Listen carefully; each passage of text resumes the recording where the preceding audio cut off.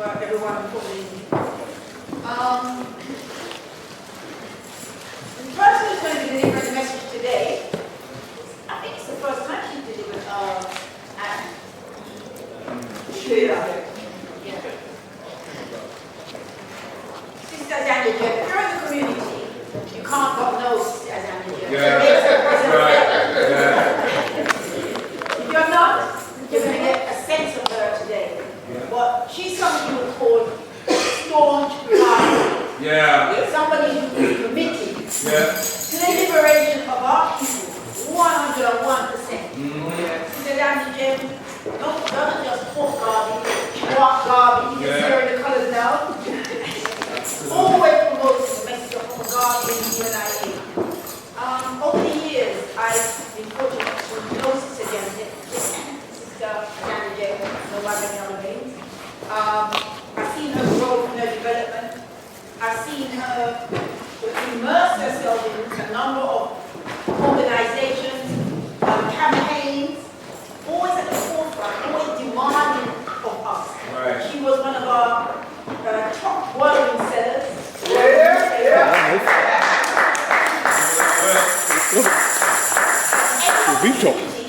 Sister Janet, what else to love about her? It could be a Labour Party meeting. It could be anywhere where you feel that our people's interests are being encouraged. Sister Janet would be there. She'll find herself in that meeting. But she didn't come in that meeting and sit quietly at the back. No. She put herself at the forefront. If you have to put your question on the paper first, she'll do that. Or she'll raise her hand. And when she stands up and she just challenges people, or basically, what they call it, like when you expose something. Sister Janet, what I like about her, she is well researched. She doesn't come and talk wrong. She'll stand up there, she'll break it down, she'll break down the history, she'll expose what nonsense you're presenting here today that you want to fall for. Anyway, whether it's in black people in custody, whether it's reparations, she's at the forefront of the reparations movement, always highlighting inaccuracies or what she feels are, it may be conscious or subconscious actions that will bring us back rather than forward. Sister Janet Jem is just to say, I won't speak any more about Sister Janet Jem. She will come forward and she will deliver to us. She's author of the book. Well, her first book was called let me just get A Mixed Jamaican in Multicultural and Racist Britain. And the second one is Amy J. Scar, the inspirational Queen Mother of Black Liberation. Can we call forward Sister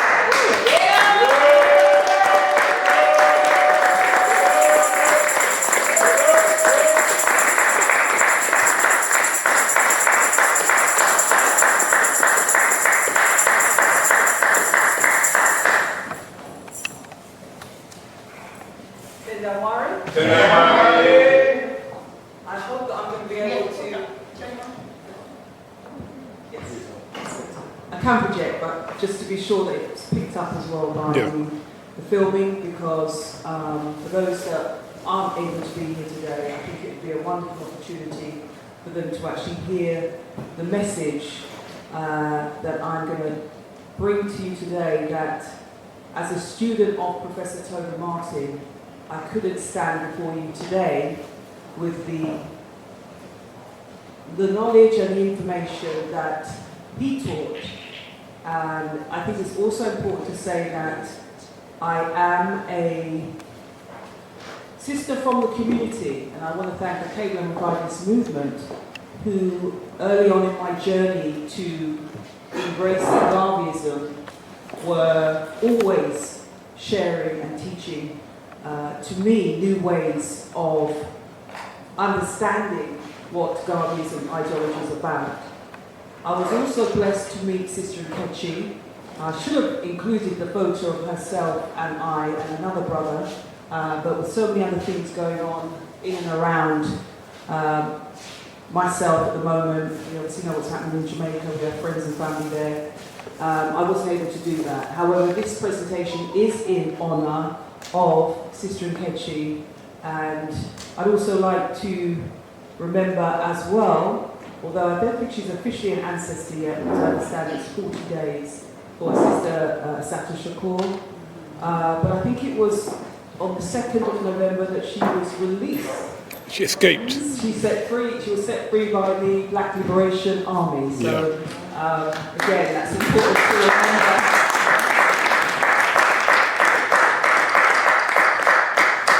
And in remembering Satu Shakur, although I don't have all of the brothers' names in front of me, I would like to thank those black men that, were it not for them having the courage to go in to that hell, into that prison, then she may well have never been liberated. So again, I just want to honour Satu Shakur and honour the men that ensured that she was able to get her freedom. Tenda Mari.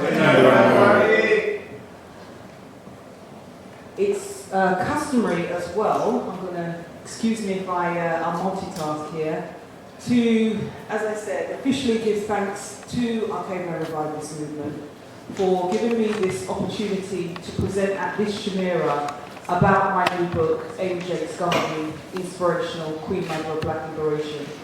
And this is going to be an interactive session, partly interactive anyway, because I've got a lot to say about Amy Jakes Garvey, as I think a lot of people have. But I was fortunate to have listened to Professor Tony Martin a number of times, and of course we all know about the tremendous work that he did as the global authority on Marcus Messiah Garvey and the UNACL. So yeah, it will be an interactive, and as you can see there, in honouring Amy Jakes Garvey, I believe that we honour the best in ourselves. And I also see it as an opportunity for us to, as we're constantly reminded through the work of PACM, Alkebu-Lan, there's a number of organisations in our community that constantly remind us about Kutubulia, hence Kutubulia Talks, as you can see here on the advertising for the book. It's important that we take that responsibility to name ourselves, create ourselves, and so on. And again, likewise, this is a safe black space, something that allows us to be amongst our own people, to express ourselves without worry that we may be misunderstood or stepping on somebody's politics or whatever. Again, I can't go forward without acknowledging Professor Tony Martin. Professor Tony Martin, if anyone is familiar with his work, they'll know that Race First is an extraordinary piece of work because I think what that does is it actually gives you a global understanding of what he achieved. So if you haven't read it yet, I'm sure most of us in here are familiar with it, then please, for the listening audience, that's the book, as well as the philosophies and opinions. That certainly inspired me and opened my mind to the possibilities of recognising why the work of Marcus Garvey is still relevant today. And again, we recognise Marcus Garvey. Without Marcus Garvey, there'd be no Amy Jakes Garvey. I do make reference to that in the book, and I'm not going to be able to elaborate on that now because it's an important point, I think, that has to be addressed. She is an important figure in her own right. Obviously, she was politicalised by the work of the UNIA and the ideology of Marcus Garvey, her husband. And again, as a reparations activist, I think it's extremely important we offer libation for our ancestors. For my presentation, I always make a point of having these images here. The image of the man was the one that I saw as a child when I was on the killing fields, and that's all I was taught about African people. I wasn't even taught about Martin Luther King. That was all I was taught. And thankfully, the great ancestors would have it, and the master teachers would have it, who I later was blessed to meet, a number of them, and they told me who I am, and said, well, you know, it's important that we never forget the European transatlantic slave trade and demand reparations. And again, I just quickly have to acknowledge the work of a brother who started the reparations march, Alkebu-Lna. A lot of people aren't aware that he was an author. And this is a really important piece of work historical Rastafari movement, a historical report, the Rastafari movement in England. The brother is now a great ancestor. He was the one that founded the Reparations March on the 1st of Messiah 2014. And as you can see there, it was Jamaica that is going through a great deal of challenges right now that gave to the world Rastafari theology and a way of thinking that many have embraced, but still many don't, I don't think, understand what the brother has presented in that work. So again, if people are not familiar with that work, it's very expensive now because he's a great ancestor, but if you're able to access it through perhaps friends or family, I highly recommend his piece of work. I want to say thank you to former, let's help this former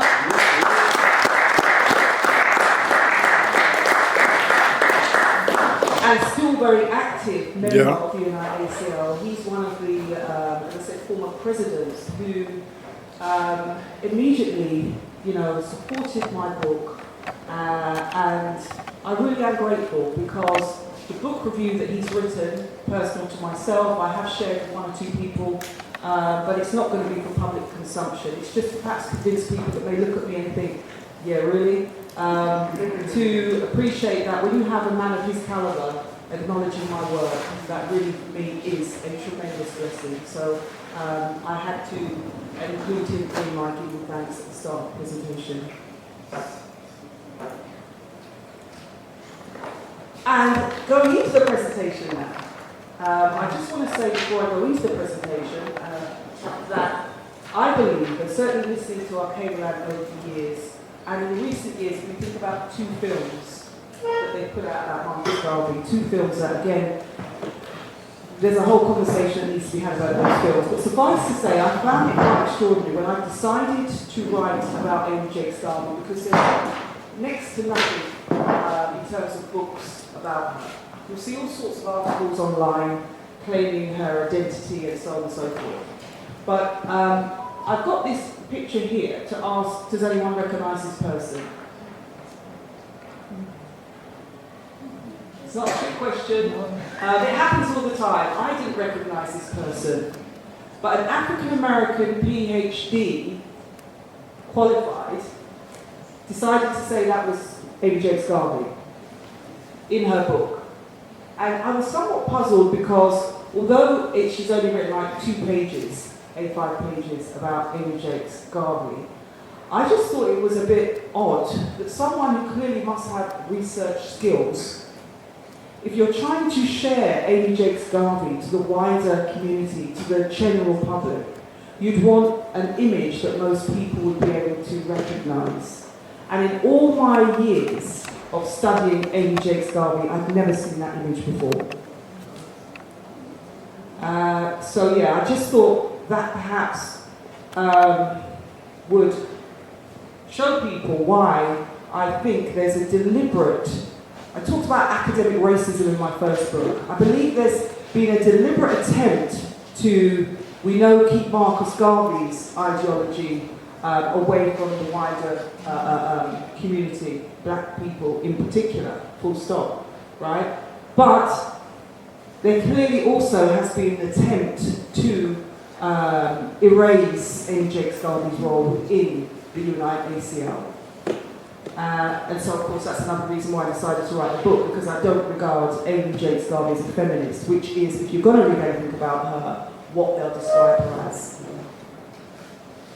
So, here we have Amy Jakes, born in Jamaica and born to a middle-class family who fortunately had a father who was very interested in his daughter gaining a good education. Something that Amy Jakes, and incidentally, of course, you can clearly see that photograph is Amy Jakes. Okay. I don't know why that wasn't accessible to the American PhD author, but anyway, I guess she wasn't taught by Professor Tony Martin. Yeah. So Amy Jakes Garvey, 31st of December, 1896, born in Kingston to a middle-class family, Her father encouraged her from an early age to take her education seriously, and so she went on to be an exemplary youth student, gained excellent higher education qualifications, and on her leaving education, she then spent a number of years working in a professional law firm. And just to add, the reason why Amy Jakes Garvey went into a law firm, obviously there's 300 pages, so it's explained why that happened. But suffice to say, her father had wanted her to go to England initially, but her father suddenly died, and so she then took the decision upon herself to go to America. And in going to America, by then, Marcus Garvey's work had been well known, so by the time she arrived in America, she would have known of Marcus Garvey's organisation, and being the kind of person that she was always interested in social justice, and I think that's why she was attracted to the work of the UNIACL, and eventually went to one of the meetings, and that's where she first met Marcus Garvey, and introduced herself to him after he had spoken at the rostrum. He obviously could tell from her the way she was speaking that she clearly did have a genuine interest in his work, and then invited her to the office where they could discuss further how she could support the office. It did turn out at that time, when Marcus Garvey, prior to Amy Jakes Garvey arriving in the office, he didn't have qualified staff, or he didn't have staff that were as qualified as what she was. And so she eventually became the office manager, and was very good at the work that she was doing there. In Amy Jakes being the office manager and being responsible for the administrative role, she did become an editor for the Negro World for a short, 4 years, it's not a short time, and was again able to show her level of intellect and her ability to research and write very informative articles about women's issues. And when we consider at that time, not only were obviously black people denied the vote, but black women were being subjugated. And it was very forward thinking, therefore, for Marcus Garvey to allow the women's column in the newspaper that gave black women the opportunity to raise their issues and talk about things that were important for them. She, as I said, she married Marcus Garvey after his short-lived marriage to his first wife. Again, there isn't time to go into all the detail here, but Marcus Garvey was married twice. I think sometimes when people hear that Marcus Garvey was married twice, they may wonder what was going on in his personal life. But he had known his first wife for 5 years. His first wife was very much involved in the early work of the UNIACL in America, in Jamaica, and things happened in America. Again, I don't think a lot of people are aware that there was an assassination attempt on Marcus Garvey, and it was in the midst of all of this chaos, the organisation being under the radar of the Bureau of Investigation, the attempt on Marcus Garvey's life. This created quite a lot of tension, but also, I should imagine, a lot of emotional realisation between the first Amy and Marcus Garvey that perhaps they should, secure their union, and that's what happened. Again, sadly, things didn't work out, and I think it's important as well because, one of the things I admire about Amy Jakes Garvey, as was evident in some of her political contemporaries, she was an excellent, conflict resolution. She was able to look at a situation and say, okay, Du Bois was an aggressor, passive aggressor who openly objected to her husband's work. And yet, years later, she was somehow able to maneuver around the trouble that he was heavily involved in causing for Marcus Garvey's organisation and see the bigger picture. I don't know how many of us in here would be able to take such a philosophical, strategic perspective on someone that had been very insulting to her husband and who had openly made attacks against the UNACL.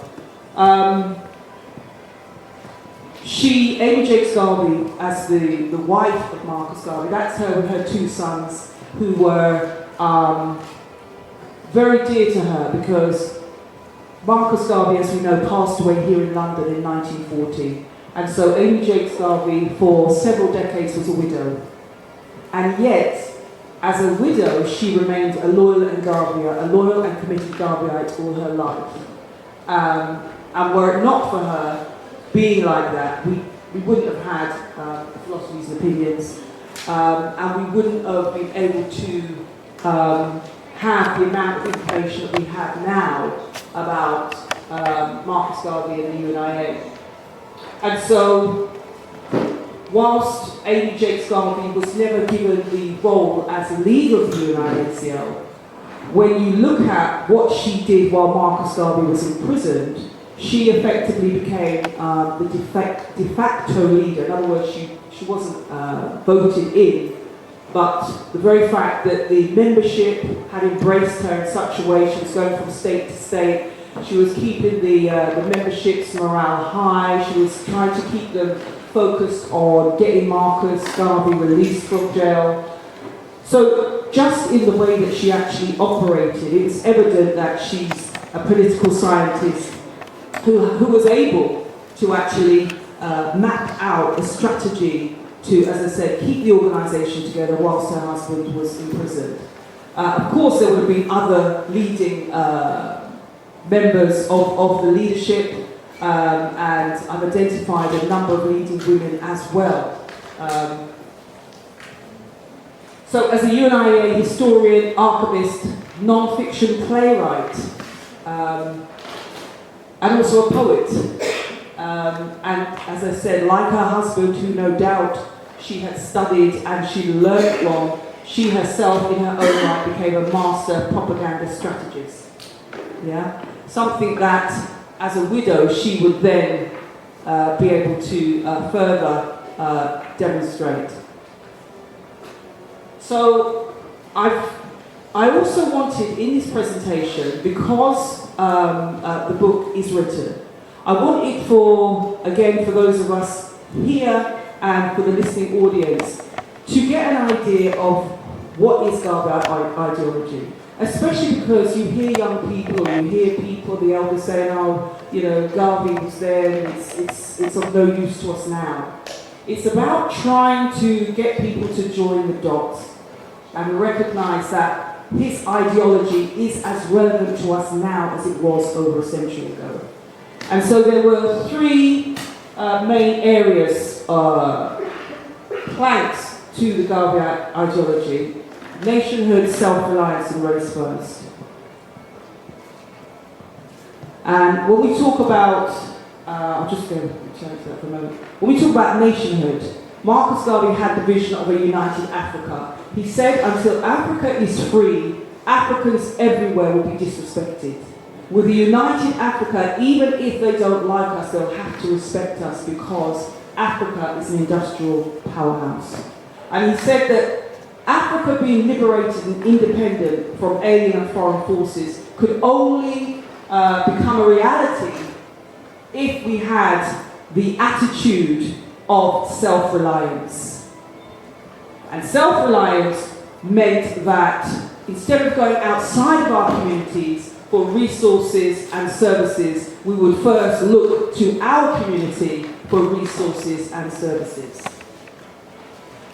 The issue of race first was also fundamentally important to the ideology of Garveyism, because that was about black people staying within their own communities. And therefore, the issue around the treatment or the ill treatment of black people by the KKK. At that time, the Ku Klux Klan were executing black people to the extent where they were terrorizing black communities. And this is why Marcus Garvey and his followers could see no purpose in wanting to be outside of their race and having relationships with those who were potentially liable to join the KKK or support the KKK.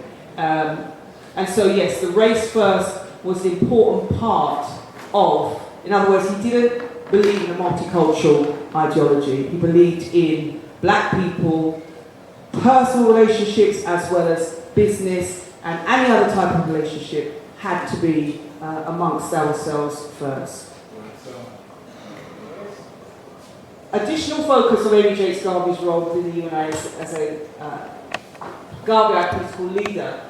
Again, I think it's important to recognise that whilst all of these great projects were going on, Amy Jakes would have been the one doing all of the administrative tasks, putting together the meetings, ensuring that the funds coming in for the Black Star Line shares were properly documented, recorded.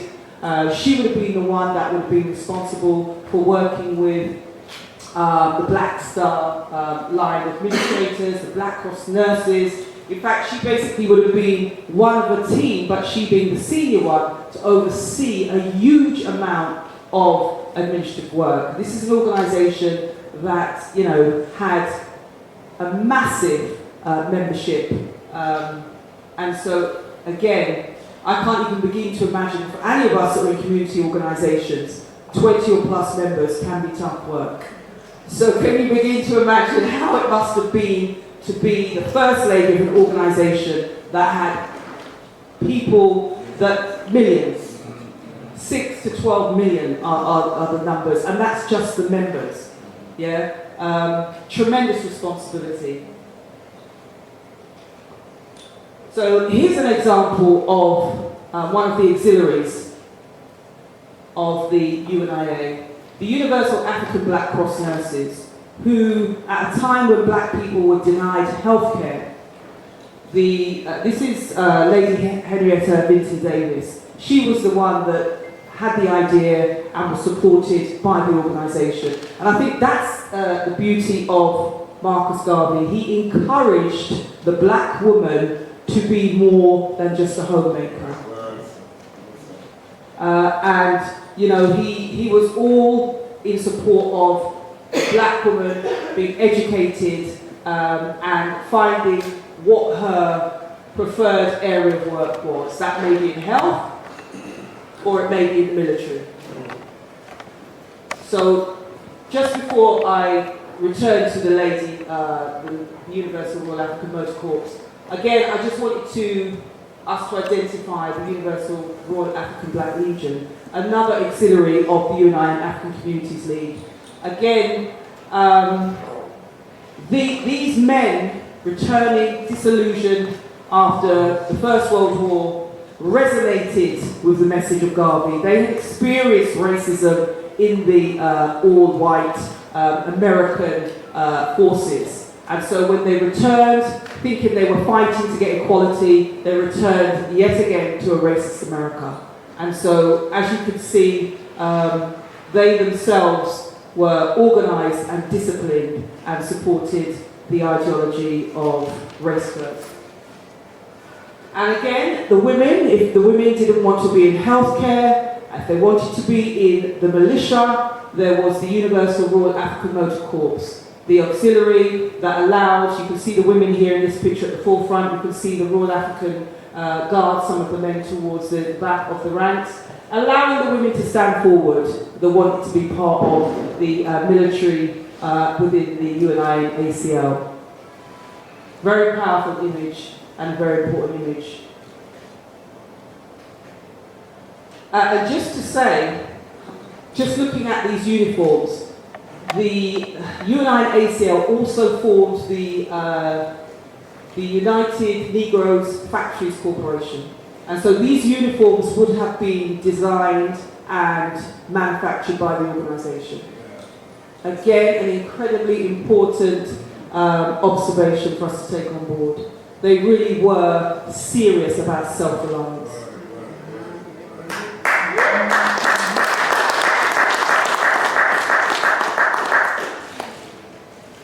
Now, this is where, if from the images I've shown before, there's still people that are unsure about the relevance of the ideology of Garveyism in 2025.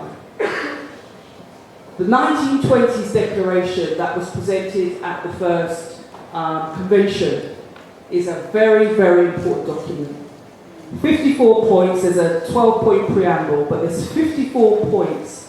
And every one of those points listed, they are listed here, I've written them again here, are so important because we're still going through the stuff that they were talking about then right now. That's right.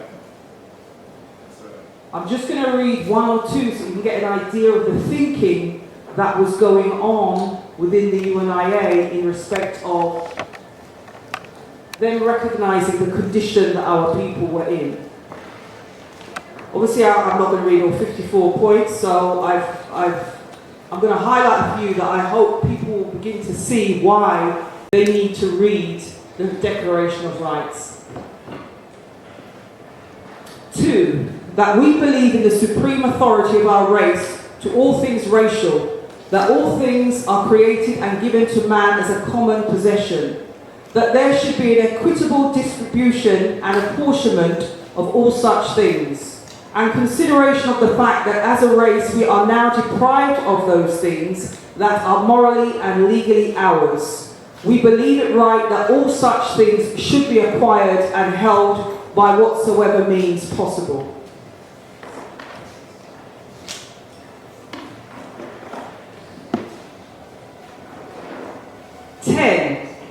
We believe all men are entitled to common human respect and that our race should in no way tolerate any insults that may be interpreted to mean disrespect to our colour.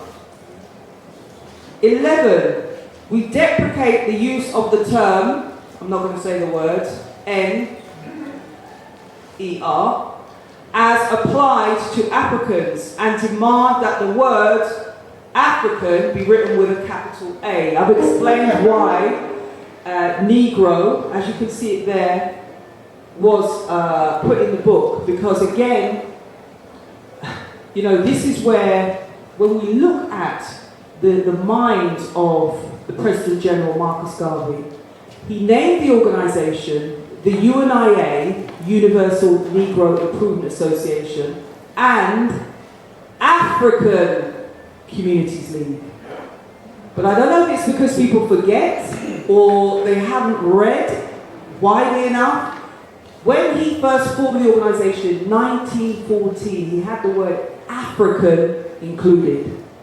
And I think, as you know, and many think this as well, he was forward thinking. He was projecting us into the future, knowing there would come a time when we would realise we are not Negroes, we are African.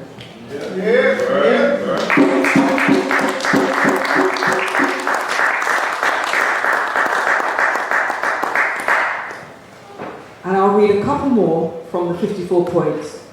48. We protest against the practice of drafting Africans and sending them to war with alien forces without proper training, and demand in all cases that African soldiers be given the same training as the aliens.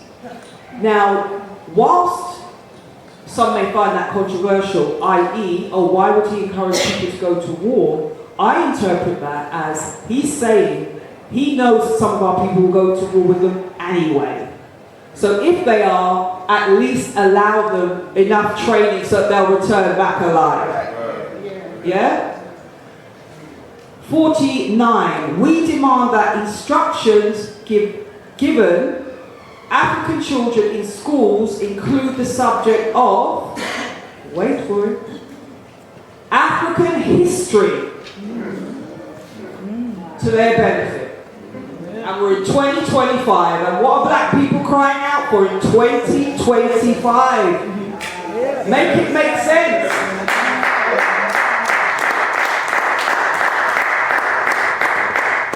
So, and as I said, I guarantee, unless you're just disagreeable, all 54 points are right on point for us now in 2025. well, it's still relevant.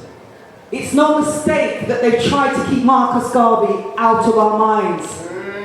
The same way they've tried to keep Amy Jakes Garvey. I mentioned the films because she's featured in one of them, that's all I'm going to say. I'm not going to name the films, so I don't want to give them any extra attention. But we as Pan-Africanists must take responsibility for ensuring that the Garvey history, and we've got the books. Professor Tony Martin has given us the books. Amy Jakes Garvey gave us Garvey and Garveyism. And so, as it was said by another historian, it's someone, the Pan-Africanists, have to write about Amy Jakes Garvey. This is a woman, as I said, when her husband passed away here in Britain, she was a single parent widow raising 2 sons, and yet she still kept the message, the word of Garvey going. So, I don't know how much time have I got? Have I got a bit more? 15? Oh. So, I thought it was important to mention this about the UNI-ACL cultural program in Kingston, Jamaica, because after Marcus Garvey was controversially deported to Jamaica, he immediately went into work. You know, he wanted to find out what was going on politically, he wanted to find out what was going on culturally.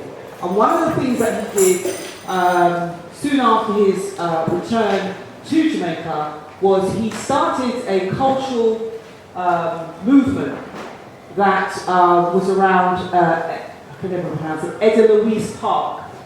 And there were 3 themes in Garvey's cultural policy. I mean, this is a man of you know, tremendous thinking skills. This is someone who, you know, I totally understand why Rastafari see him in a prophetic sense. I mean, I've just given you a few examples of what he said over a century ago, and it's happening to us right now. Yeah. They thought Rastafari got it wrong. Well, Rastafari has proved and stood the test of time that even if you don't regard him as a divine man, he is a great philosopher who has given us wisdom that can guide us and our young people today and into the future.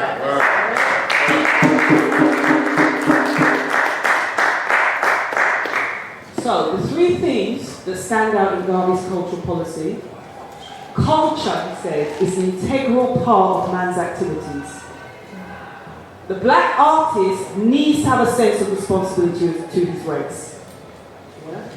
Very important, because if we think of P. Diddy, perhaps if he understood Garvey, he might not be where he is today. Perhaps if he even learned Garvey, because Marcus Garvey's greatest work was in America. But we know that the Americans are in the same situation we are. They're fighting to get black history in their mainstream, which is why Dr. Umar Johnson is trying to do the work that he's doing. Yeah, and many other people. Before then we had the Black Panthers doing their work. Yeah? The black public needs to encourage and support our cultural artists, because the mainstream's not going to do it. So, you know, if we know any public artists, we know Shakara does his thing, he's doing some great work, he's got his father and Sister Kai and this organisation, and there's others, the other artists. I mean, we can state the obvious. Was it not for Burning Spear, how many of you even heard of Marcus Garvey, but for him decided to write that great song? So we have to support our artists when they are doing the right thing.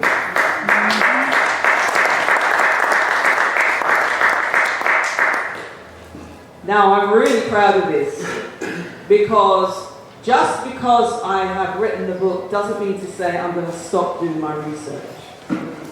And I was aware of Miss Daisy Greenwich many years ago, but I had no picture and I had no written context. I then, I think it was Professor Rupert Lewis, a Jamaican writer who's written a number of books about Garvey, first identified Daisy Greenwich in his writing, but there was no photograph of her. So recently, I managed to get a book about some of Marcus Garvey's work. And I was overjoyed when I saw, finally, a picture of Daisy Greenwich. So I'd love it if you could all give her a round of applause.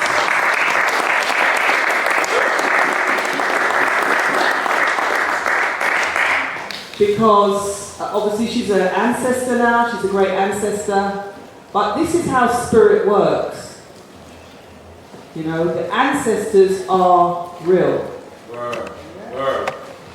When I read the UNI and ACL Declaration of Rights, many years ago, a friend of mine, who's now in Ghana, he used to hear me going on about Russian Revolution, socialism and all this stuff. He said, "Sister, you need to read Marcus Garvey." I'm like, "Who's that?" I didn't know what he was talking about. So he said, "Next time I go to London, I'm going to get you the book." And that book was Philosophy's Opinions. And I was going through a very difficult time in my life. And that book literally just opened up my mind to who Marcus Garvey is and who our people are. It just answers so many questions.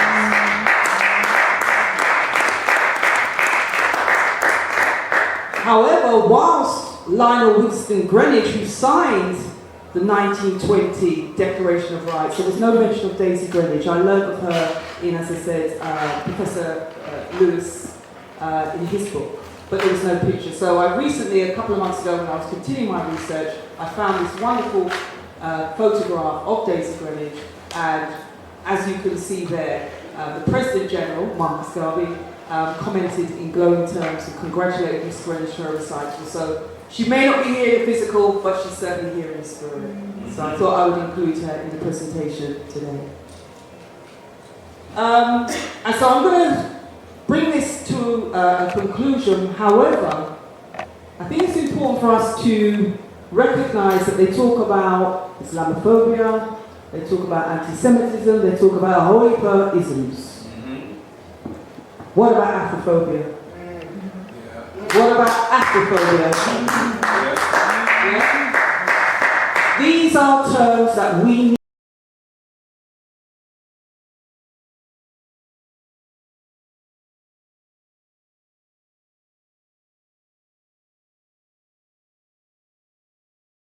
need to let them know, right? And I'm just going to say a few lines because I've written a piece about that in terms of reference, right? What I mean when I refer to Afrophobia is something that has been taught to us by the master teachers, and I think it's important that we share that with our brothers and sisters. Afrophobia in the context of Britain is the term that describes racism and anti-black and anti-African animosity towards black African and black mixed African people and their history, her story and culture that the British and other non-Africans, i.e. Arabs, Chinese, etc., communities inflict with their mindset and attitude that is racist or deeply prejudiced against black African heritage people because of their racial origins. And so it goes on. However, I think I'll just share this piece with you as well. And in a way, it's useful, but it also reminds me of why Marcus Garvey is so important, because Marcus Garvey told us about Afrophobia. He may not have used that word, but that is what he was, it's for us to also develop on the science that he gave us, okay? In 2019, the European Union gave formal recognition of Afrophobia across Europe and passed a resolution to address the negative impact of Afrophobia. I'm only mentioning that because I was in one meeting and there was non-Africans who weren't even aware of that. So of course, Africans aren't going to know about it. I know about it because Professor Toyin Ajibetu told me about it. I went to an event where he was at and he shared that information. Yeah. Again, I was aware of Afrophobia because I talked about that in my first book. And whilst there is a difference in spelling, Afrophobia refers to, and again I will just give a snippet because there's quite a bit written about that. Afrophobia, previously in 2013 I had written about Afrophobia in similar terms of Afrophobia. I'm happy to now accept the updated spelling of Afrophobia as listed above. Afrophobia still has relevance to the black African experience in Britain in the context of natural, referring to unprocessed hair without chemical solutions, i.e. black African hair. The idea that black African hair in its natural state is either untidy, unprofessional, and the appearance might be bizarrely intimidating in white Britain has led in recent years to a vigorous debate about the politics of black African hair. And then I go on to say, and I think this is very important because you've had school children get sent home because their hair is intimidating to non-African teachers. Yeah? So I conclude the piece about Afrophobia by saying Beryl Gilroy arrived in Britain from Guyana in 1951 and became one of several pioneering black teachers of her generation. In 1969, she was appointed as Britain's first black school headmistress. 8th of January 1960, she gave a talk on the BBC Women's Hour radio programme. Gilroy's 8/1/1960 talk titled May We Feel Your Hair was decades later published in the Babylon Broadcasting, BBC Women's Hour book and gives a typical example of how white Britain responded to black people's natural hair. Gilroy was also a novelist, psychotherapist and poet. And so again, we need to tell people that you want us to join your anti-racism march against Islamophobia, but what about Afrophobia?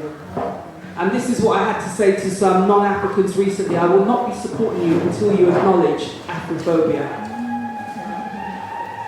Yeah.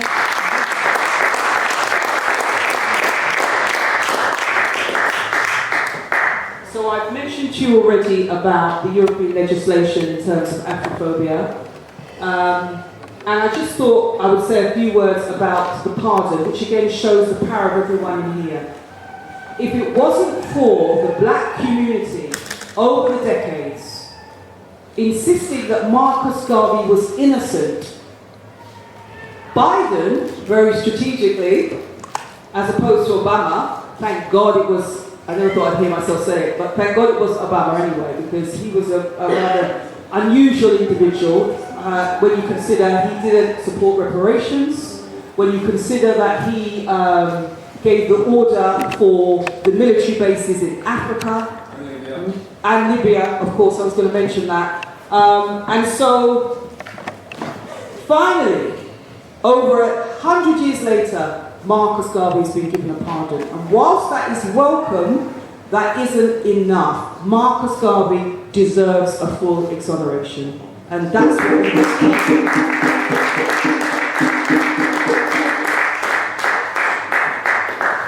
That's what we must keep demanding, a complete exoneration. Had to be a bit of controversy somewhere, Nubian Jack. Amazing, incredible work that Nubian Jack has done over the years. Incredible. However, I was a bit puzzled and I didn't know if it was fake news when finally Amy Jakes Garvey was going to be acknowledged in Britain, because there's 3 important historical sites in Britain that connect Marcus Garvey and Amy Jakes Garvey. However, when I went to see the plaque, which isn't on the building because the property owners are worried about people drumming outside and non-stop Garveyites showing up and all the rest of it, which, that's their choice. The plaque, however, is controversial.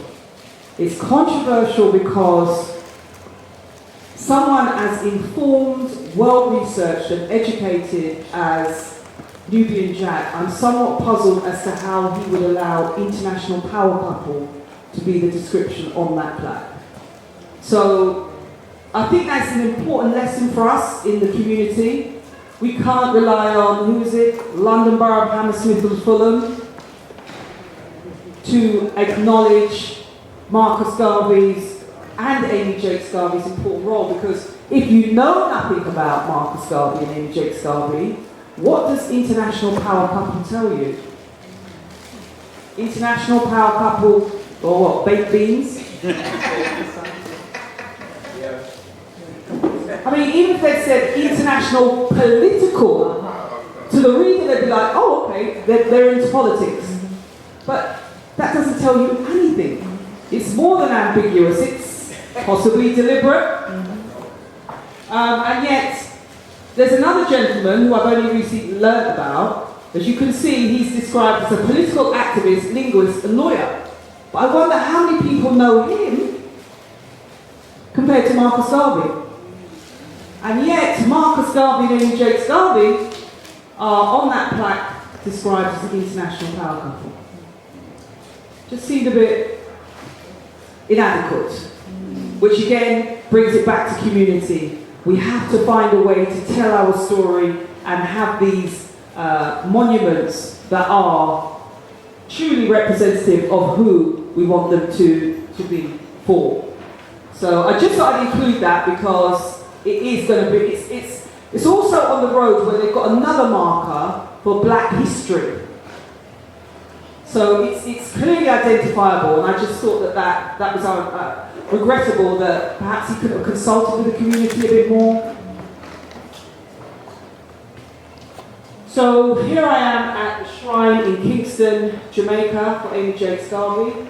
Very important that I went there, and I have in the book said that I think that she should be made a national hero.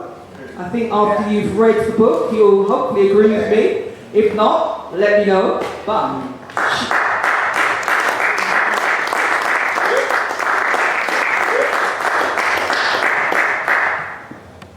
and I'm not going to say too much about the monarch that's still, I don't know if they're still standing after the what happened in Jamaica, but regardless, as I said, the work of Amy Jacques Garvey is so incredibly important that if we are to bring to the next generation the history of the organisation, Amy Jacques Garvey is a major factor in that. We have and rightly to many monuments to Marcus Garvey in Jamaica, and many monuments to Marcus Garvey in and around the world.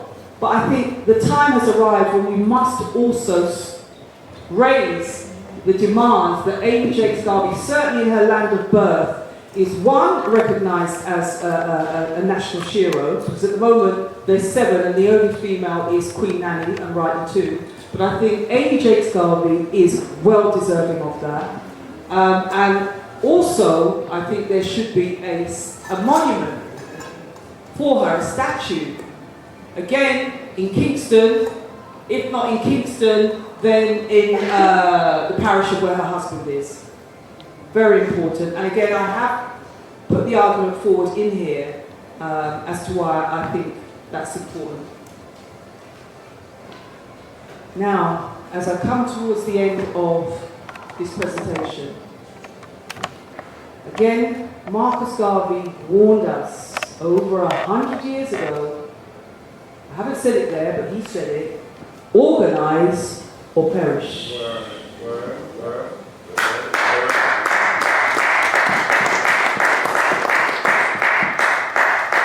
Now, I was going to a reparations meeting yesterday, and I saw this building. I thought, what's that sign up there? What's that sign? It blends in, as the sister said to me afterwards. So I took a picture, I'd already taken the picture, showed it to her to see if she'd recognise it. I didn't even know it existed until yesterday, right? I'm going to have to, just give me a minute.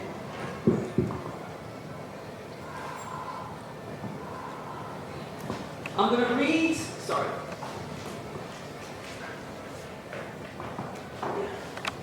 So, the ideology of the Right Honourable Marcus Messiah Garvey, as I said, as I tried to emphasise this word and insist that his ideology is still philosophy relevant to us today. He said over 100 years ago, the battles of the future, whether they be physical or mental, will be fought on scientific lines. And the race that is able to produce the highest scientific development is the race that will ultimately rule.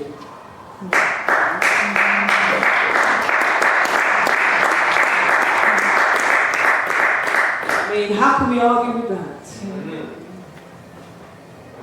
You know, where are our League of Scientists to bring forward not just inventions, but to bring forward healthcare? Yes, the future scientists are there. Great, good. But the reason that building is there is because, and that's why I thought that I've got to attach that adage to this photo.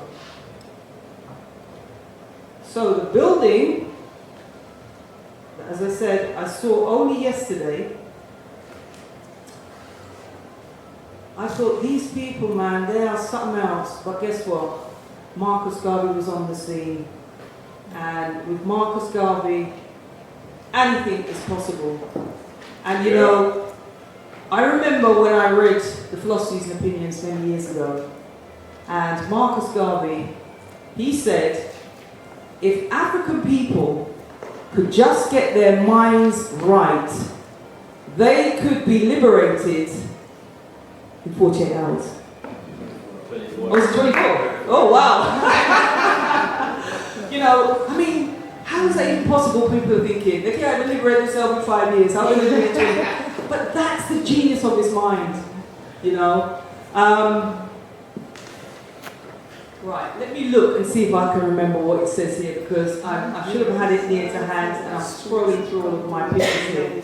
But suffice to say, that is the London Institute for Health Care Engineering. I've never seen engineering attached to healthcare. But guess what? What did Marcus Garvey say? The battles of the future, whether they be physical or mental, will be fought on scientific lines. Yeah. That's what that's all about. Right in plain sight. But as I said, it was only because I was going to where I was going, which was the Palace, Lambeth Palace Library, whatever, that I walked past this building.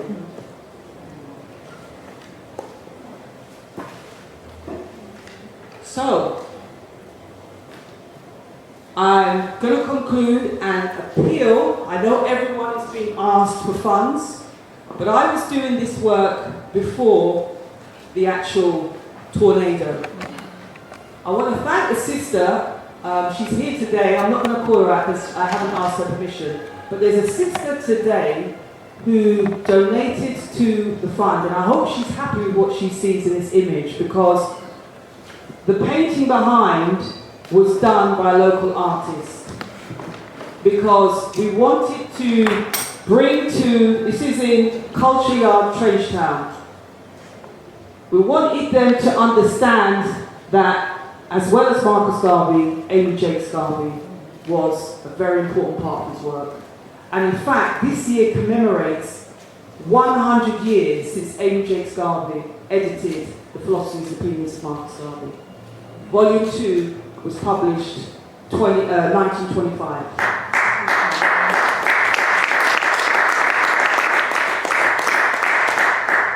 So it's important to have her there, because this is where many great reggae artists, Bob Marley was there when he was a child, many great artists, and as the brother informed me, who's the founder of Culture Yard in this photograph, he founded Culture Yard. There was a Marcus Garvey church, and so I'm still in contact with the brother, and he had plans to do some great work for early next year, but obviously that's also going to have to be put on the back burner. It's going to have to be put on pause now, because there's more pressing and demanding concerns. So yeah, I just thought I would say that, because I want people to know that when I ask you for donations, there will be results. as you can see with this. I actually had to pay out of my own pocket as well because the work couldn't be done because the artist wanted a bit more than what I had initially tried to negotiate. So, but I was determined to get the work done, so yeah. So yeah, in conclusion, I'd be really happy if people enjoyed. If you've enjoyed this, please buy the book. Please recommend me to where I can do presentations again. And I just want to give you a sense of what the book is about. So I will read this and then I will conclude. Amy Jakes Garvey, Inspirational Queen Mother of Black Liberation, is for readers interested in the phenomenal heroic leadership of Amy Jakes Garvey within the Universal Negro Improvement Association and African Communities League. Amy Jakes Garvey, Inspirational Queen Mother of Black Liberation, highlights Amy Jakes Garvey's professional leadership, exceptional courage, and formidable intellectual insight that, together with the determined rank and file of the UNI-ACL, effectively organised against American and British political injustice and structural racism. The book starts with Amy Jakes' childhood and early adult years in Jamaica, then as a young woman journeying to America that leads to membership of the UNI-ACL and eventual marriage to Marcus Messiah Garvey. The UNI-ACL's important ideological developments in America, cultural achievements, additional UNI-ACL action and social events that Amy Jakes Garvey was involved in and their impact upon Black Britain are elaborated on. Included also are selected empowering commentaries and articles of Amy Jakes Garvey's geopolitical work and historical analysis of Marcus Garvey and the UNI-ACL from the perspective of the Global Garveyite Authority, Professor Tony Martin. Thank you for listening.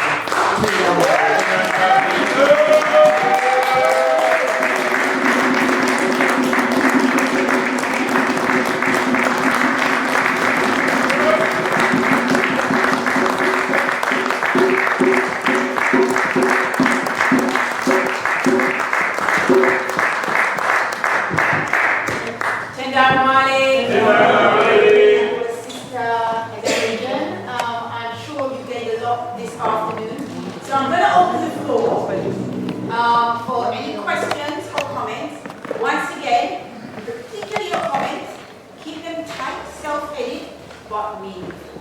So I don't want to curtail anyone, but just raise your hands, use yourself for who you are. Brother Shakira, I give that about this movement. I just want to give thanks to Sister Daniel, not just for the message, but for taking the time and loving us so much to write the book. Delivered a message from Messiah, maybe a decade ago now, in which I was detailing the fact that Garvey scholarship is becoming quite a rising discipline with a lot of momentum in the academy. There's been a number of books written by university students and professors on Papa Garvey and the UNI-ACL in recent years. But most of it, as I'm sure our sister is very aware, is not coming from our perspective. Useful, though some of the information may be. And so in that message, it was said that this was before Baba Tony Martin had actually passed away, that we need to re-indigenize that work among ourselves and in our movement. And so I really just want to begin by saying thank you for taking the time to write the book and set the record straight.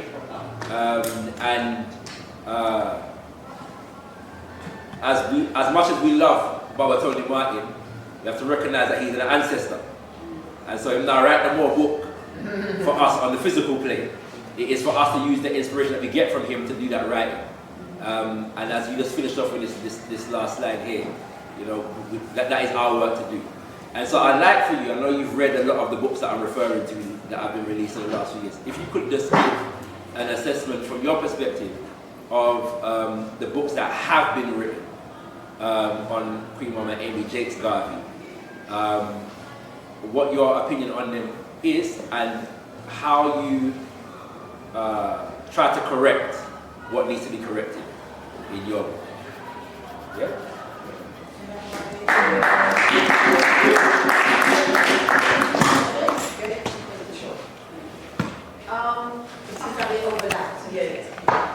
Comments, questions? Not a question, but a comment. What's your name, sister? Sister Sonia, everyone. I'd like to thank you, Sister. I know you as Empress Tudor. But thank you so much for your perseverance, your passion that I've seen over the years, and just learning, I shouldn't say just, but appreciating and learning. So I would not have known much about Amy Jacques Garvey in the last few years if it not been for your spirit and your energy and your passion to bring it to the works you've done, the travels around, going off to Jamaica and putting it out there on WhatsApp. Thank you. Just thank you for that teaching that I will take it. I wonder if in the future there can be something for the youth, for the youth and inspiration for the girl child. Garvey, yes, Marcus Garvey is just wonderful, but it'd be lovely to see there's something for the children coming up. But that's way in the future. I know you have work to do, but thank you.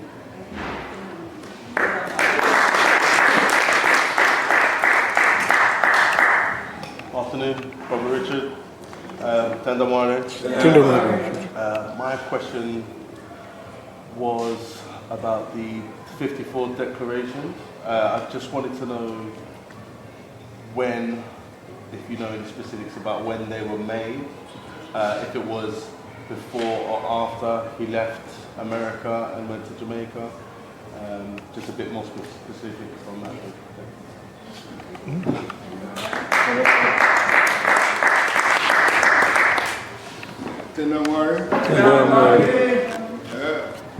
I think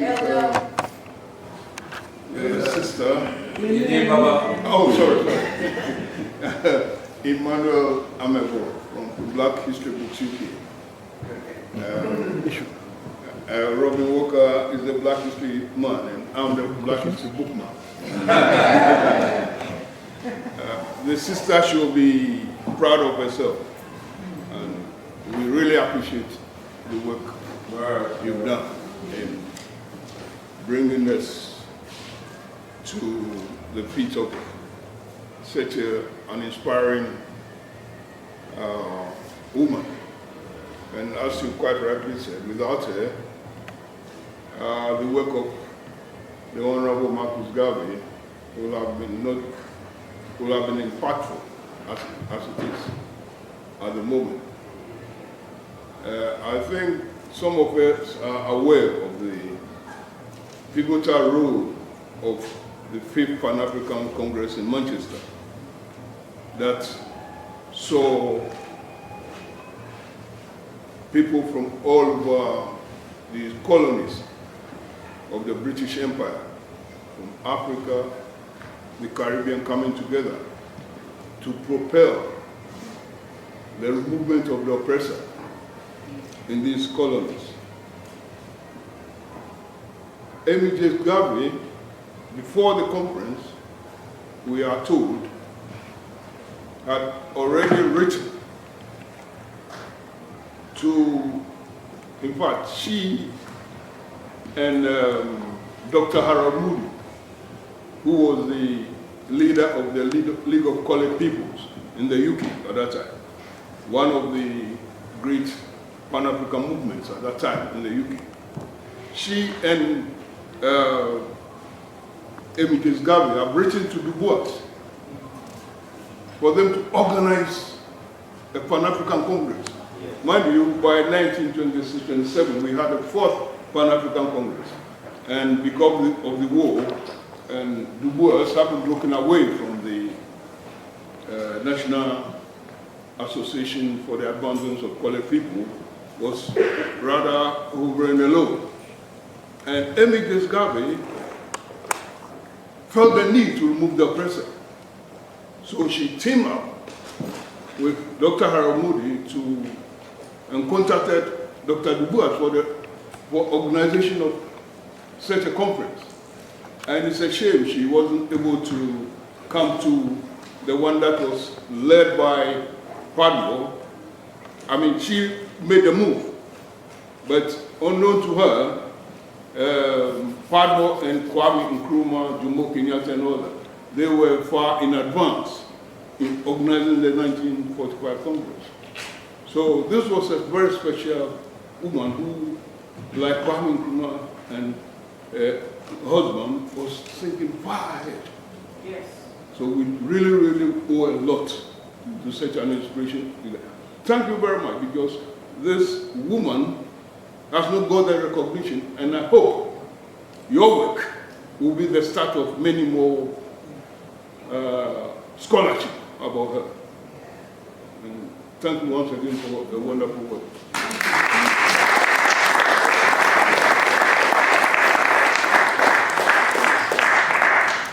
My name is Chancellor D from Conscious Radio. Thanks. Basically, they said that they pardoned Marcus Garvey.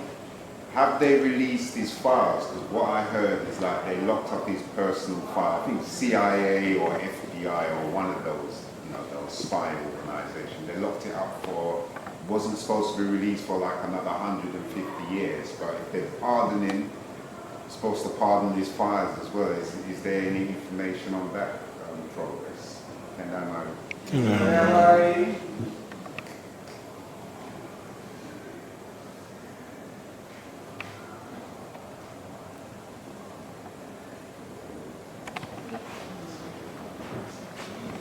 My name is Ashburn Holder. I run for parliamentary candidate for Guildford South. I run for council for Churchfield in South Woodford, and I sit on the Sterling Scribbling panel at Redbridge. Can I just congratulate you on this fantastic book?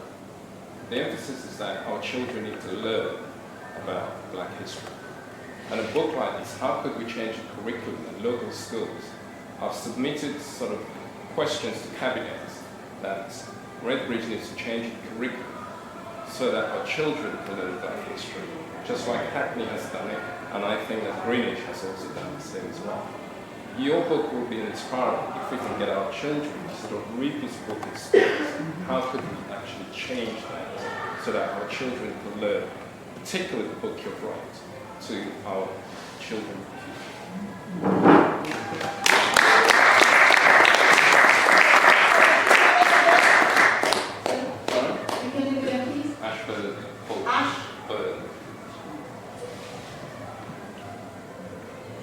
Does anyone else, please? Speak out, please. Go ahead. Tendamwari, this is Amichai, Alkebu-Lan movement. I don't have a question. I just want to thank our dear sister for your beautiful presentation and the wonderful book that you've produced, and our great Mama Amy Jakes Garvey. Yes, it's just great to have such a book available. Our sister produced Women in the Garvey movement. Sister Nzinga, yeah, she's got a section in there on Amy Jakes. But it's also good to have a book that's solely devoted to our great mama.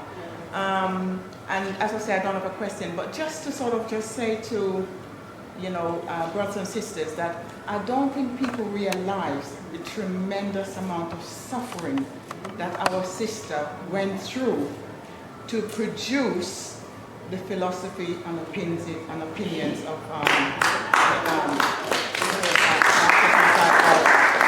she went down to 7 stone, I believe, the amount of work under stress of producing the work. So if she did not do that work, God knows what would have happened to all the work that we've got, that she's put together. Of course, many other people would have come together later on and tried to put something together, but it's been much more easier with the work that she's done. So I totally agree with you that she should be made a national hero of Jamaica. And, just want to thank you again. And you're doing tremendous work. Keep it up. And our sister mentioned about doing something for the children. I mean, we all here should be doing work as well. I know you've got a lot on your plate already.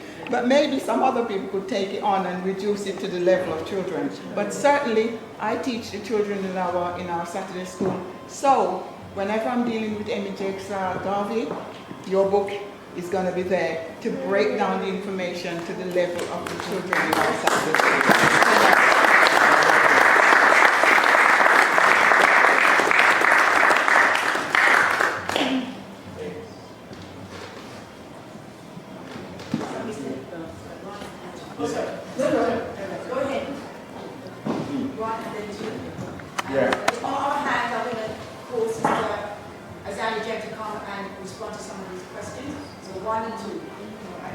Yes, I just want to congratulate you on that important book. What's your name, my brother?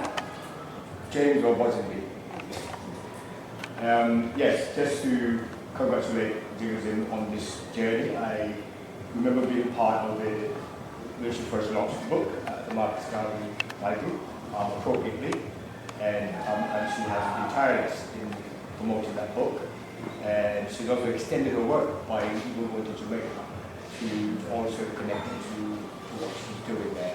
So I just want to tell you to continue to do the work you do, but also representing the, as the sisters say, significance of women in the struggle. But quite often that is the normal objective in terms of how we are supporting the movement. So,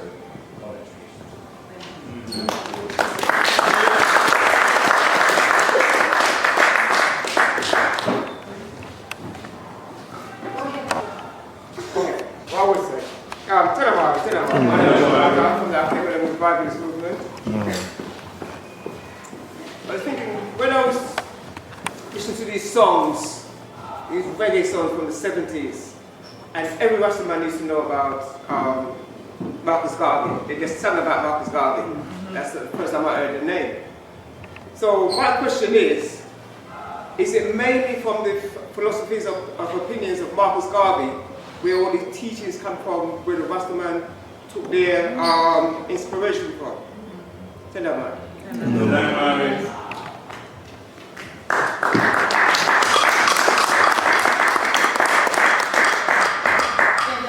I'm going to call Sister Alexandra forward now. If you can just a little bit. I've taken something shorthand as well. That's great. I've got in common with the great Amy Jakes Garvey. She did shorthand. Please read that. That's in shorthand. So, and just quickly to say, can you hear me okay? Or should I? Can you hear me okay? Yeah. There is. Oops. Okay. Testing. Thank you for the questions as well. I have actually got, because people have been saying a bit like, what people have been saying here is that there needs to be a children's book. So I have started the script for the children's book.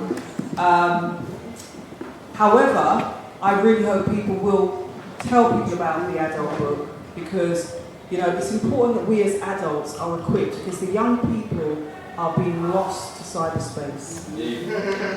They're being lost to, I got a message the other day from someone telling me I need to connect with them on Lemon. I'm like, oh for God's sake, when is this going to stop? Like, I've connected with them on one site, and now they're saying that I need to message them on Lemon. Books are so important, because when they shut down the server,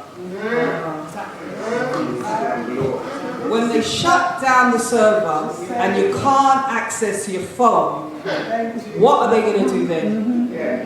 Yeah? So we have to encourage our children to read, and our adults, because it's very difficult for us that have been on this journey since we were young people to sometimes be able to relate to someone of our own age who is just learning.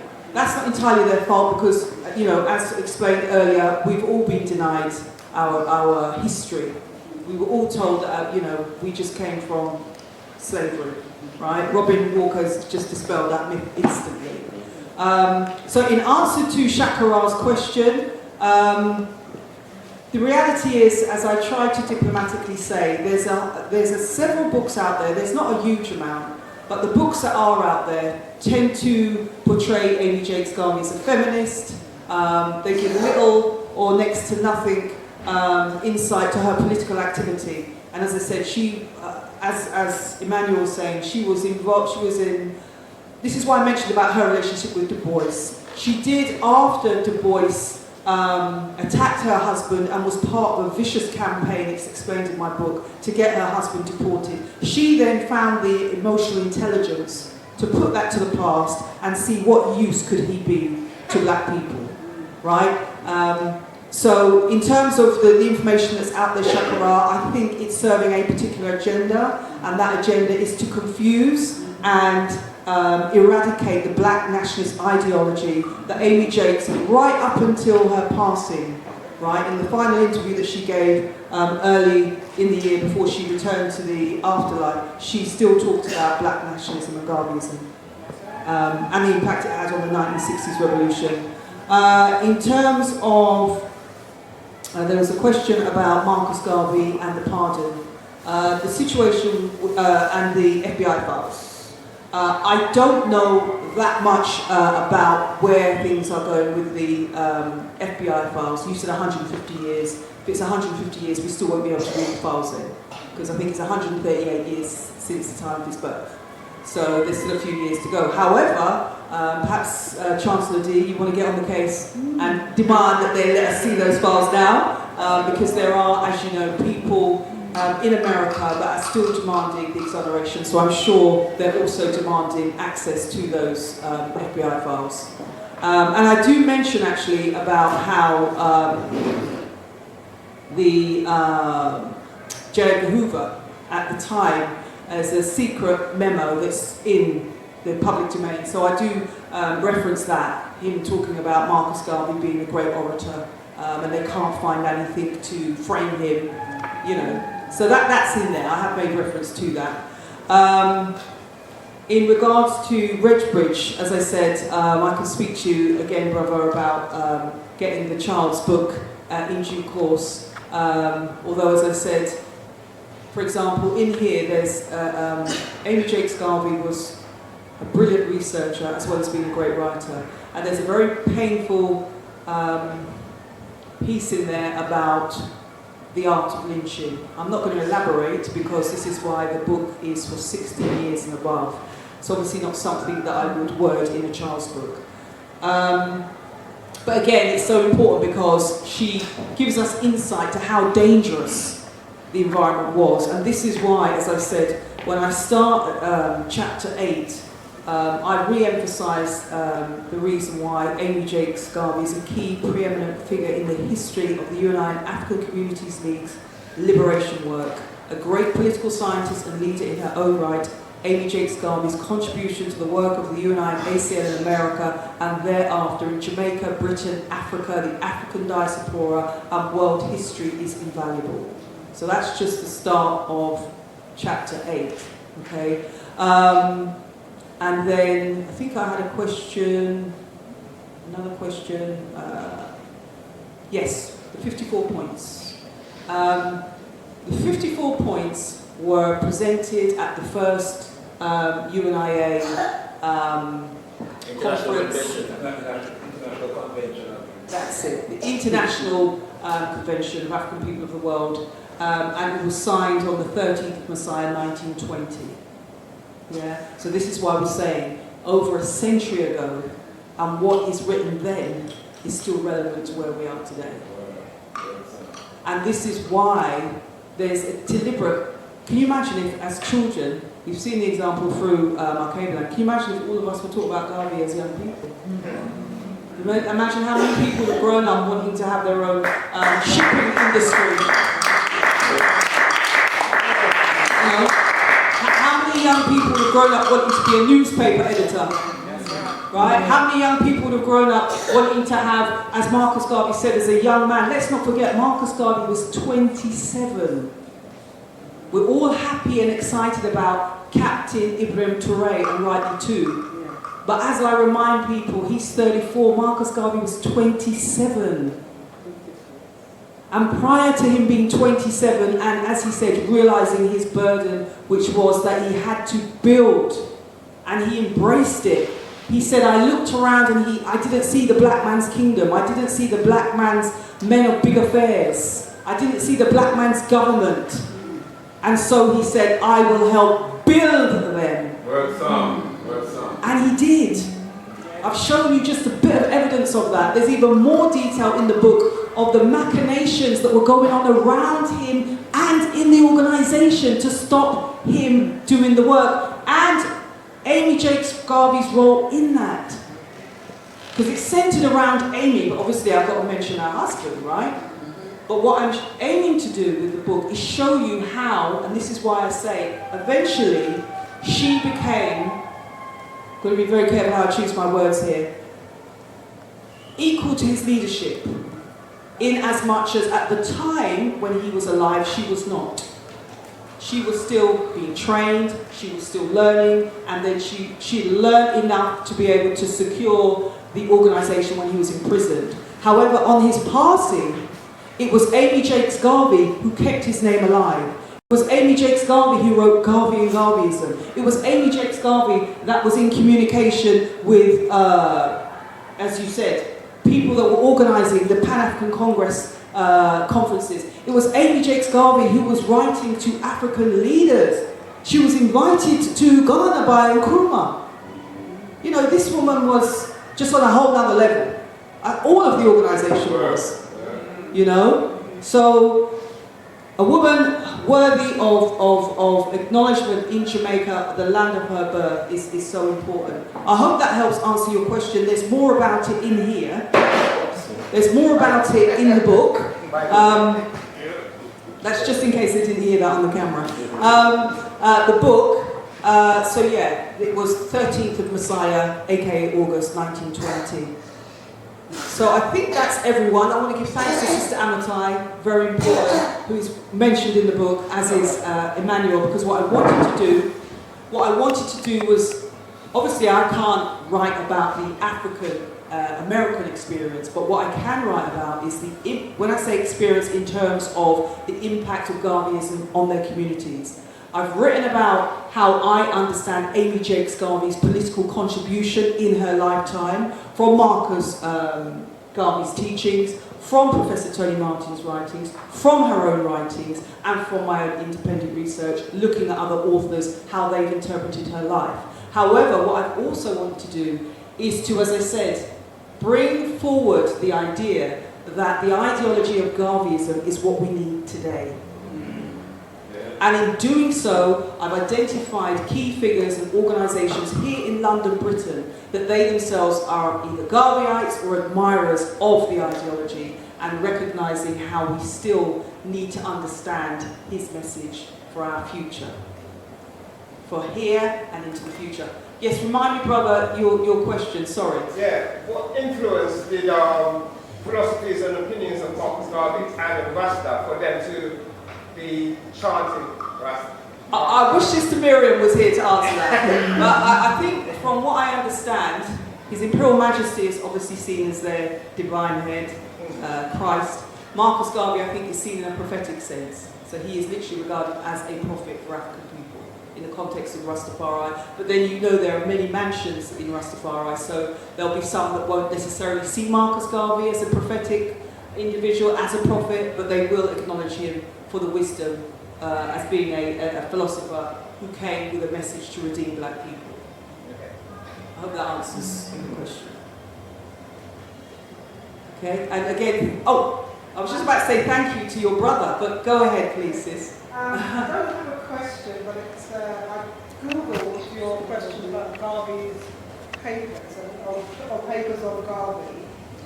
This is AI, so it depends how you ask the question, what answer you get. It says the US government has released many of the files related to Marcus Garvey. The bulk of these records covering his activities from the 1920s are publicly available through the Federal Bureau of Investigation and the National Archives. And it covers between 1922 and 1927, and also materials from 1922 to 1965. So some of it's available, you need to just check out what we can and can't see. Yes, you're right.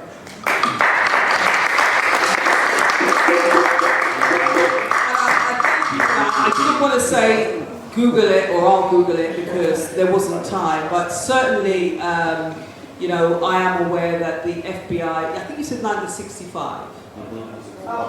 Yeah, because Marcus Garvey passed in 1940.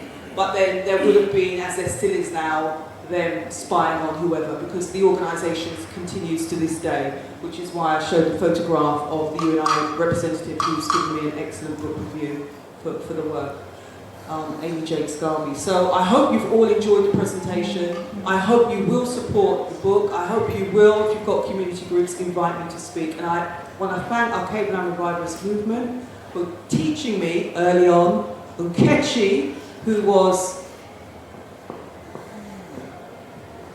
I want to thank the parents and the sister of Sister Nkechi. I do have a beautiful picture, as I said, because I've been pulled in all directions because of what's going on in Jamaica, with the reparations movement, with this and that. That's the only reason why I didn't put it in here, but I definitely put it in there tonight. And just like Amatai, there's some key sisters in the community who have always encouraged me. And of course, I reference Sister Nkechi in the book, along with Brother Gamba, as great ancestors, true Garveyites. And as I said,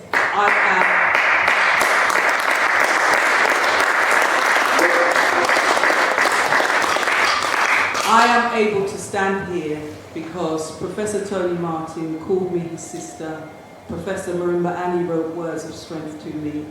And I've always felt at home in Alkebu-Lan Revivalist Movement. It's only because I'm being videoed, otherwise I would say things that are what we've been taught over the years about how it's so critically important that we take the word, we imbue the word, and we find a way to share that word and make it real for everybody. So I hope I've made this real for you. I hope that you will tell people to get the book, because there's a bibliography, a filmography in there, and I need your support, because reparations is about repairing ourselves. And I'm not going to wait for the Church of England to give me my economic justice, but I can and have been doing the work, and I expect them now to give me my economic justice so that this book can go global, and then I can take from that and give back to my communities, because it's not about me, it's about us. And it's about ensuring Amy Jakes Garvey gets a statue in Jamaica.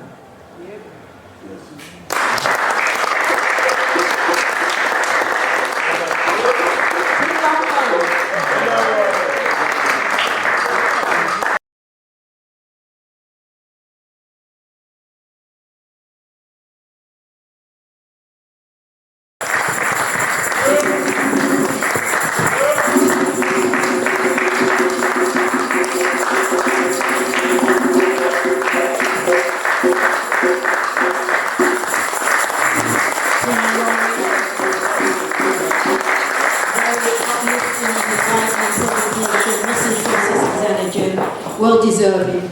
I'm going to call on spiritual leader of the Alkebu-Lan Revivalist Movement, Brother Daka, to close us off with a few words. Tenama.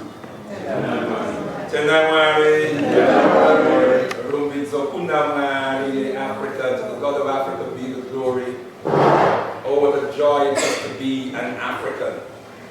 And it is the reason why we do this every first Monday day of the month. Amongst other things, is just to remind us in a very meaningful way what a joy it is to be an African. Come on. That being created African was indeed a blessing. Come on. This is why the Seminary Prophet and King His Excellency Marcus Messiah Garvey used to say, be black, buy black, think black, and then all else will take care of itself. And then he says, I don't have to apologize to anybody for being black, because God Almighty knew exactly what He was doing when He made me black. Yeah. What a wonderful thing. Now think of the kind of world we would live in if every single African on the planet, 2.5 billion Africans on the planet, would think like that. See, that was the mission of the most eminent prophet and king, His Excellency Marcus Messiah Garvey, which Mama Amy Jakes Garvey so powerfully fed into. Because that was her inspiration also. She was born of a mother and father who were in their own rights activists. Her father was a journalist and an editor for a newspaper that was focused on workers' rights, social justice, yes, race assertiveness. Are you all with me, brothers and sisters? Yeah. This is why it's so important for us to transmit to our children all of these wonderful things that we present here. We must find a mechanism, and I appreciate my brother, what's your name again, my brother? Ashburn. Brother Ashburn's contribution this afternoon about the importance of getting this information through to our children. There's work to be done, beloved brothers and sisters. Papa Garvey said if black people could only, if 400 million black people could only get to know themselves, that was our population in the world at that time. We're 2.5 billion today. And he says if 400 million black people could only get to know themselves, then in the next 24 hours, we would have a new race, a new nation, an empire resurrected. Come on. Resurrected, beloved brothers and sisters. See, and if we don't do that, if we don't answer to those commands from Papa Garvey, to those injunctions from Papa Garvey, then what we're left with is ignorance. And what did Papa Garvey tell us about ignorance? He tells us that intelligence rules the world, but ignorance carries the burden. And that's why our lives are so burdensome, beloved brothers and sisters, because we have been reduced to ignorance. We haven't chosen ignorance. We have been reduced to ignorance, but we can choose intelligence. And intelligence means, beloved brothers and sisters, that we see the world through our own eyes. We see divinity in our own image. We can't be worshipping a God that don't look like us, that don't understand our African tongue, that doesn't dance to the beat of the African drum. That's why we do what we do here, because we must return to the way. We all must return to the way. So let me say very quickly, Katenda, to our dear sister Azania Jen. Medasi papa, asante sana. Asante sana.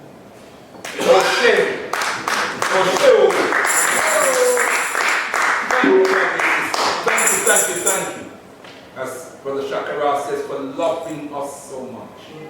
This is a labor of love. This is a labor of love. Is that right, brothers and sisters? Yeah. And we give thanks unto the Creator and the ancestors for our sister and the work that she has been busily doing in our community for many, many years.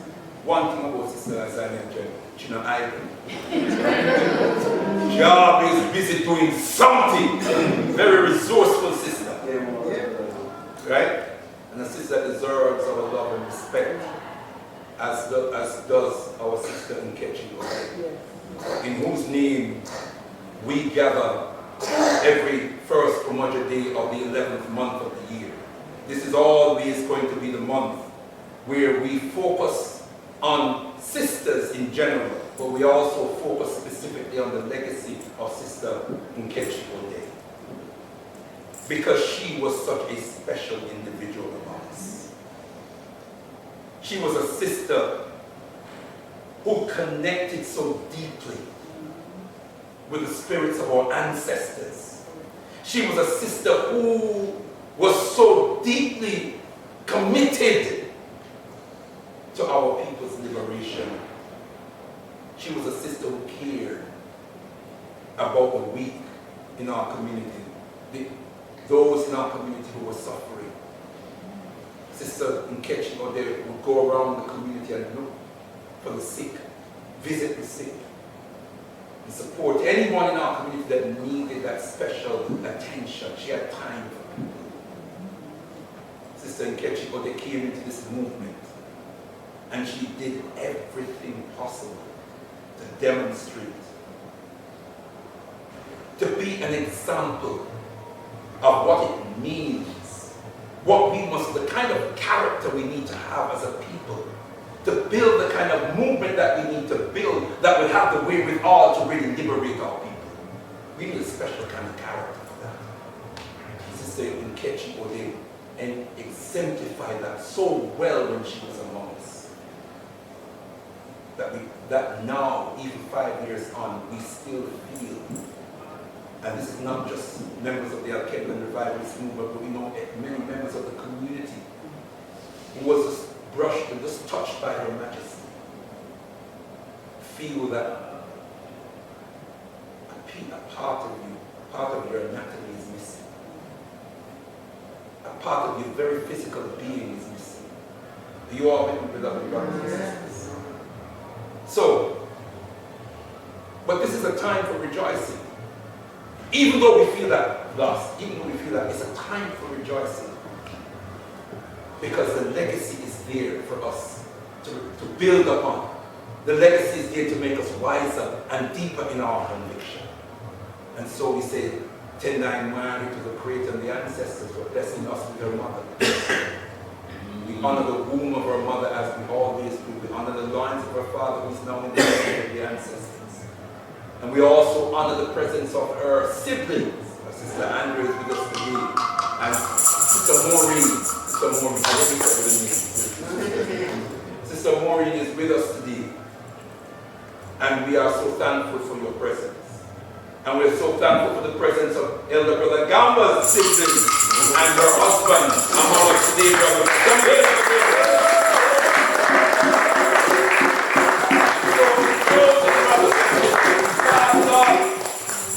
As we do on our Shumira for the 11th month, we always have some footage that we play where we have the picture of Sister Nkechi, we have a composite of pictures of Sister Nkechi as she evolved through the movement and through the liberation movement in the wider sense in the community. I'm sure Brother Olatunji is going to play us out with that this evening. And Sister Nkechi Ode, some of her utterances while she was among us, some of the readings that she did, and some of her utterances, some of her contributions in discussions. And you can hear the conviction of our dear sister. So I want to close on that note and in that spirit of a woman who was so richly blessed by our Creator and by our ancestors, who gave so much. This movement, wherever this movement goes, the name of Sister Nkechi as the name of Brother Gamba Okai will travel with us. As we ascend, the names of Sister Nkechi Ode and Brother Gamba Okai will ascend with us, beloved brothers and sisters, so that the world knows who these two great Africans were and what they did for the liberation of our people. I close as I always do in the words of the most eminent prophet and king, His Excellency. Let me just say very quickly, beloved brothers and sisters, it's great to see the numbers here this afternoon. Where were you at 12 o'clock? I have to throw that in, beloved brothers and sisters, because we really want to try to move towards being disciplined about this sacred time and space that we have carved out for ourselves. Sacred properties are sacred property, beloved brothers and sisters, Shumira. And we have to make the most of it. We are supposed to start at 12 o'clock. And the rituals that we go through, and I know it's long, but we have to go through, we have to recenter ourselves spiritually, because that is the core and the foundation of whatever we do for our liberation as a people. Are you all with me, brothers and sisters? So please, as of next month, do make the effort. Better, as William said, better late than never, but better early than late. Always remember that, brothers and sisters.